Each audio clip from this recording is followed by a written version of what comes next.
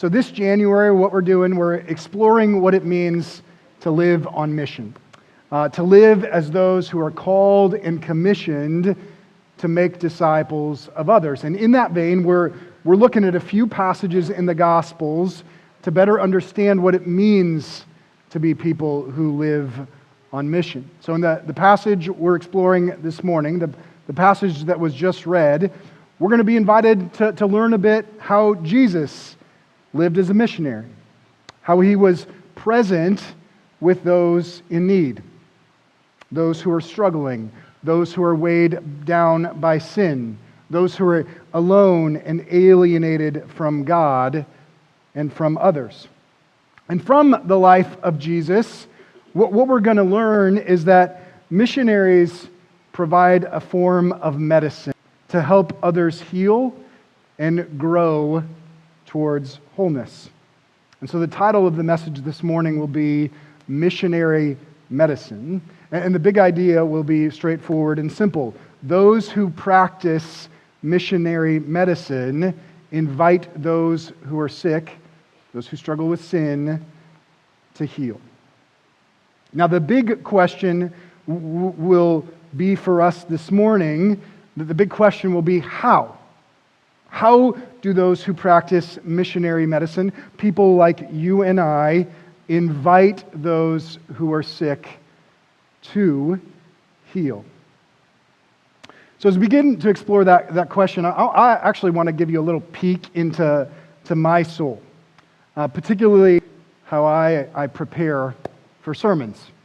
Now, I certainly will soak in a text over and over again, look up words, read different translations, use biblical commentaries to better understand what is going on in a passage. But something else I try to do from time to time is immerse myself in some sort of story that connects to the text or the trajectory of the sermon. In giving us the Bible, God has not simply given us a list of propositional truths like a math textbook or a bunch of facts like a history book. He has given us stories. And stories tell us not only what happened, but they also show us something. They show us how to live. They show us what is good. They show us what is beautiful and what is true. So it may not be a surprise to you that in engaging stories, I love movies. After all, Pastor Chris outed me a few weeks ago saying how much I love the movie Pete's Dragon. So the movie I got drawn into this past week was one of the classics that highlighted the gifts and talents of the late Robin Williams. It's the movie Patch Adams. And if you've seen that movie, you know it's based on a true story of a man longing to practice medicine who is confronting a medical establishment that can deliver cares in ways that are cold and calculated. Rather than caring for people, the passion, the focus is to prevent death and stop disease. Patch, more than stopping death and preventing the advancement of disease, wants people to laugh and to be touched, to be seen and heard and valued. To this end, in a lifeless room where children are being treated for cancer, he wears a bedpan on his head. He puts a rectal enema syringe on his nose to make him look like a clown. He befriends and sings to a bitter and enraged man dying of pancreatic cancer. He helps a depressed elderly woman who won't eat dive into a swimming pool full of cooked noodles. More than treat disease, he wants people to experience what it means to truly live. As we consider the how of what it means to invite others to heal, there is something this passage will highlight that's on display in that movie. We don't want others to simply be prevented from sinning. We want others to flourish as they experience healing, and wholeness. This is our task as we learn what it means to embrace missionary medicine. So if you have a Bible, open it up to the passage read earlier, Matthew chapter 9, verses 10 through 17. We're going to explore characteristics of how Jesus relates to sinners. These will be characteristics that we will want to replicate to practice missionary medicine. So let's get to the first one, closeness. In verse 10, we read, "While he was reclining at the table in the house, many tax collectors and sinners came to eat with Jesus and his disciples." So Jesus and his disciples, they are drawing close to people who were alienated from God and alienated from God's people. That language, tax collectors and sinners, it was meant to highlight how Jesus was not associating with royalty or nobility. He was not associating with people perceived positively in the community. This was not even a group of celebrities like the Kardashians or the Real Housewives of New York or Orange County or Los Angeles. Jesus was associating with the lowest of the low. Tax collectors were known for stealing from people, and more, betraying God's people. They worked for the Romans. They bowed down not to God, but to Caesar. Sinners, in a culture that placed a high view on morality, these were people known for their immorality. They were viewed as dirty and defiled, so dirty and defiled they could not show their face at the place where people worshiped. Jesus and his disciples, they were getting close to such people to help them heal. He offered his presence.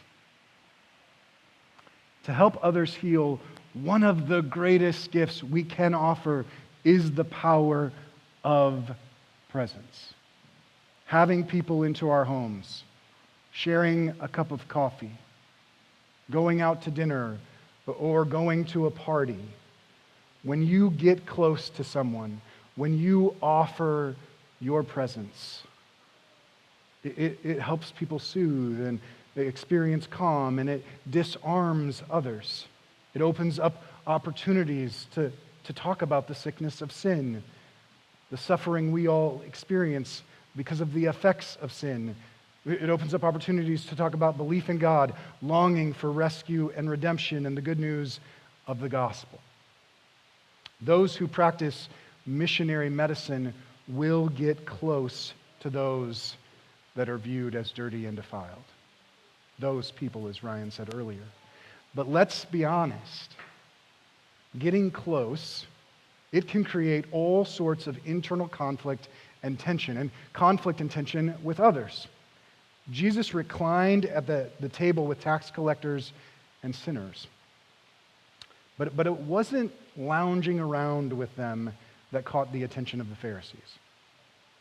In verse 11, we read, "When the Pharisees saw this, they asked his disciples, 'Why does your teacher eat with tax collectors and sinners?'" There was something about the closeness of eating that was offensive. New Testament scholar Scott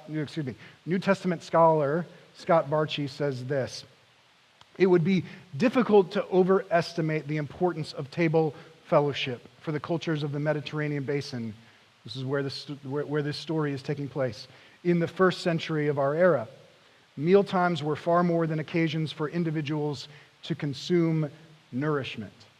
Being welcomed at the table for the purpose of eating food with another person had become a ceremony richly symbolic of friendship, intimacy, and unity. So the belief was in getting close to those people, to those sinners, in eating with them, you were embracing a level of intimacy, of friendship, of unity, where you might become contaminated yourself. You might become dirty and defiled, not because you were sinning, but because you were close to sinners. Now, many of us probably think such a belief like that is ridiculous. Eating with sinners, getting so close that we become contaminated ourselves. But there is a form of this belief that is alive and well today. Some, maybe even yourself, affirm looking into the eyes of a sinner, hearing their stories, touching the skin of someone scandalous with a friendly hug, having someone who struggles with substances or sexual sin into your home. That could contaminate you. Or worse, could contaminate your children.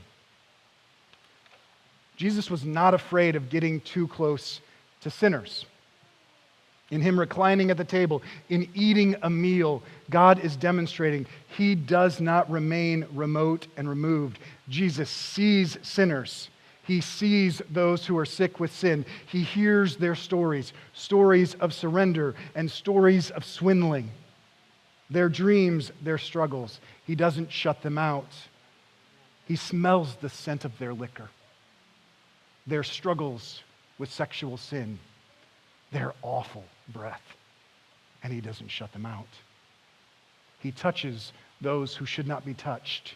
He tastes and eats the food made in their homes with their hands that are not holy, but hands that are tainted by sin. As you look at the life of Christ, how he lived as a missionary, what it means for you to practice missionary medicine, you must ask the question, am I willing to get close to sinners? Am I willing to be present with those who are often viewed by the religious as dirty and defiled, to be perceived as having friendships and being united with those outside the church?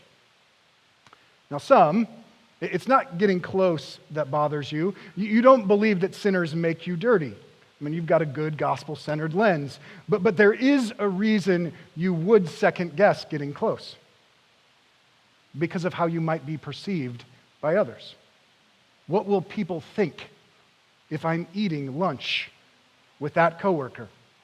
How will it disrupt my life if I have those neighbors or those parents over to dinner? How will my church family respond if I invite someone who struggles with substances or who embraces something other than biblical sexuality or who uses language uncharacteristic of a Christian? What will people think if I invite them to our church? We can allow others' perceptions to paralyze us.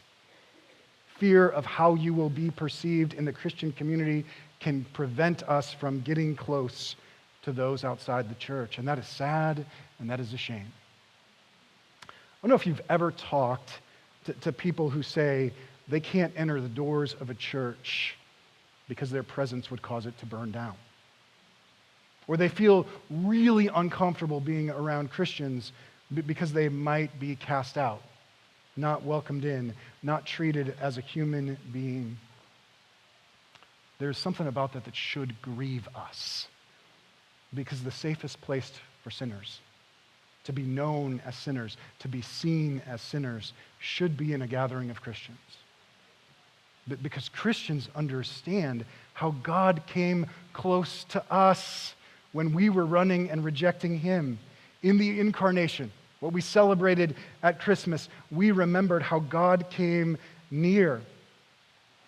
One of the big themes in the Gospel of Matthew is how in the form of Christ, God came to dwell with us. Emmanuel, God with us. God didn't remain distant from tax collectors and sinners, those who are scandalous, those who are filled with shame, those who slander, those with sexual sin. God got close. And in getting close, those who practice missionary medicine invite those who are sick with sin to heal. So the first characteristic of those who practice missionary medicine is closeness. The second is compassion. When the Pharisees asked the question, why does your teacher eat with tax collectors and sinners? They are demonstrating a disposition that is all too common in the medical field, and sadly, all too common in our culture. As Ryan highlighted earlier, our culture likes to highlight those people. Now, Christians can be the recipients of such labels: anti-choice, anti-science, anti-woman, Christian nationalist. We can be hurt by those labels, But we can be guilty of applying labels too. Pro-abortion, liberal Democrat, righteous Republican, progressive, anti-children, anti-Christian. Maybe we use more vile categories. She's a slut. He's a player. He's about toxic masculinity. She's a feminist. He's trans. She's bi. In using these labels, we distance ourselves from others, and it removes the burden to get to know those who we may disagree with and be disgusted with. Lutheran pastor Harold Sinkbeil, in his book, The Care of Souls, writes about the importance of getting to know individuals struggling with sin. No two individuals are alike. And I'm not talking about the obvious here. Not only does each person have a different body and personality, but he or she has had a raft of unique experiences that comprise their identity. Longevity in the care of souls is ideal. The more time I have invested in getting to know a person, the more accurately I can discern what's going on with them spiritually, and the more precisely I'm able to address their ailments in a way that they find helpful. Clearly, I need to speak their language, not just linguistically, but emotionally. I need to get inside their skin as much as possible so as to understand them. In demonstrating compassion, those who practice missionary medicine, they see people as individuals. We don't treat people according to their label. We get to know their stories. Understanding their past hurt helps explain, not excuse, but it helps explain why they make some of the decisions they do. Understanding their story may help explain why they reject being female, why they have a hard time trusting others or trusting the church, why they want to numb their pain with alcohol or with cutting, why they are so passionate about being for abortion, or why they swear like a sailor. Labeling people keeps them at a distance, and it prevents us from seeing the source of what people are struggling with. When the Pharisees ask the question, "Why does your teacher eat with tax collectors and sinners?" Jesus overhears. And here's how he responds. I have the English Standard Version. Now, when he heard this, he said, "It is not those who are well who need a doctor, but those who are sick." See, Jesus sees how tax collectors and sinners are hurting. He sees the true need of tax collectors and sinners, those who are distant from God, those who are known as dirty and defiled, and he wants to do something about their need. He's not cold. He doesn't simply diagnose them and tell them what they're doing wrong. There is a burden, Jesus demonstrates here, for people to heal and to experience life. And as he does this, he's reframing sickness as more than something that is a physical or mental illness. Sickness is spiritual. People need to be cared for and cured of spiritual sickness. So beyond this passage, compassion is a significant characteristic of Jesus' overall ministry. If we jump ahead a few verses of what was read this morning, we read this. Jesus continued going around to all the towns and villages, teaching in their synagogues, preaching the good news of the gospel, and healing every disease and every sickness. When he saw the crowds, he felt compassion for them because they were distressed and dejected, like sheep without a shepherd. See, that word compassion, the original Greek word, it carries with it not just seeing someone's struggles, but to be moved in our bowels. Jesus' gut aches for those he is interacting with. So compassion is not just an intellectual exercise. Compassion involves our body. We are moved at the core of our being. Our bodies are burdened for people to experience healing and wholeness. So there is a connection between having compassion and grieving over how people are spiritually sick, how they are diseased, how they are distressed and dejected. Those who practice missionary medicine, they aren't satisfied with people being happy. If you do not grieve the life of a sinner, if you do not understand their desperation, something's off in your approach. Sin is destructive. Sin should grieve us. If you know someone who is living in sin or in a sinful relationship, you want to get close and you want to demonstrate compassion, and that means you grieve how they are sick, how they have formed relationships, how they have embraced sin. You don't celebrate that. You shouldn't be fine with that. You shouldn't turn a blind eye towards that. Compassion causes our bodies to ache, to grieve. In demonstrating compassion, those who practice missionary medicine invite those who are sick to heal. Are you compassionate towards people who are sick with sin? Are you moved to the core at how they are sick and dejected and distressed? Now, I realize in encouraging us to practice principles of missionary medicine, to get close, to have compassion, I do understand there are complexities to that dynamic beyond the scope of this sermon. Relating to sinners in this way generally does not mean relating the same to someone who sinned against me, who hurt and harmed me deeply. That's a different sermon. But one of the reasons we don't get close to sinners or have compassion brings us to the third characteristic of those who practice missionary medicine: our view of the cure. When someone is sick with a physical illness or a mental illness, there are a couple different approaches a healthcare provider can take.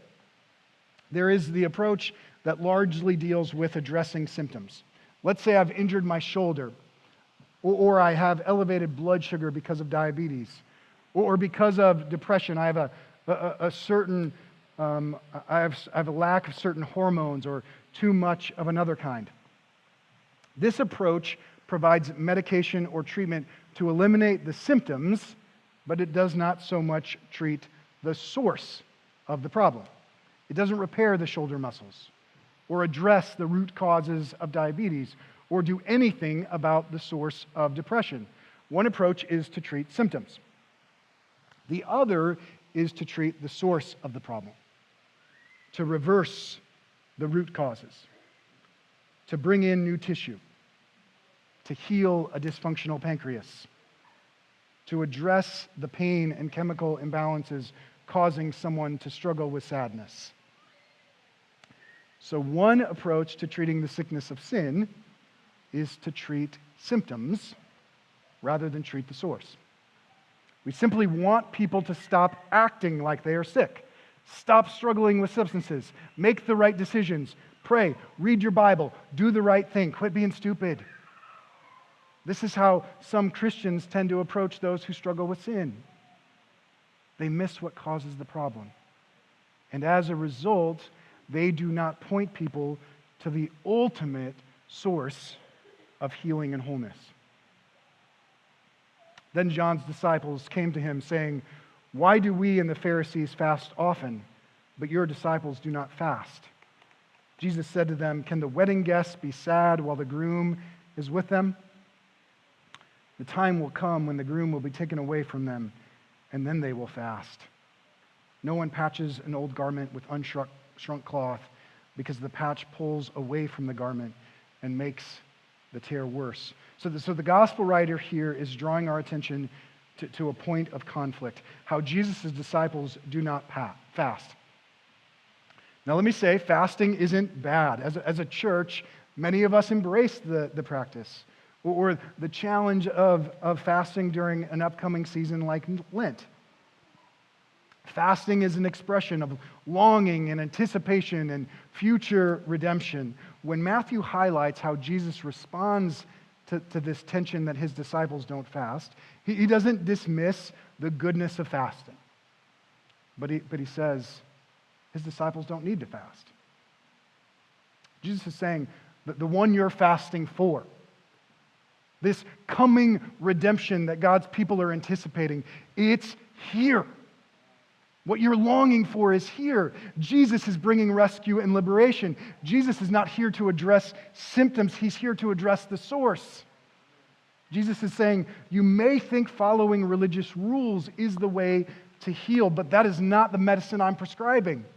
The medicine I came to offer is something entirely new, because you don't just need a repair of what is old.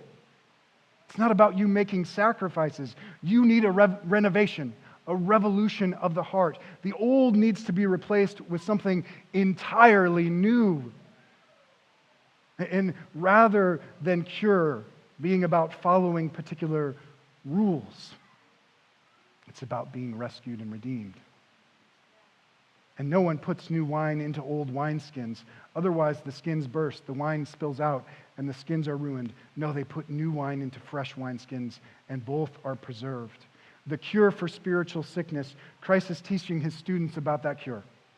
And that ultimate cure is him. Christ is the cure we need. He is the new wine. I think many of you know there is a young girl in our church. Pastor Chris and I visited this past week. She is desperately sick. Although, like many of us, she doesn't know how sick she is. Her bone marrow is corrupt. See, like when something like this is the source of sickness, her healing will not come through habits like eating the right foods, exercising daily, or having a good sleep routine. Those will not heal her. Only receiving new bone marrow. Only that will bring healing and wholeness. Only removing what is corrupt and giving her something new.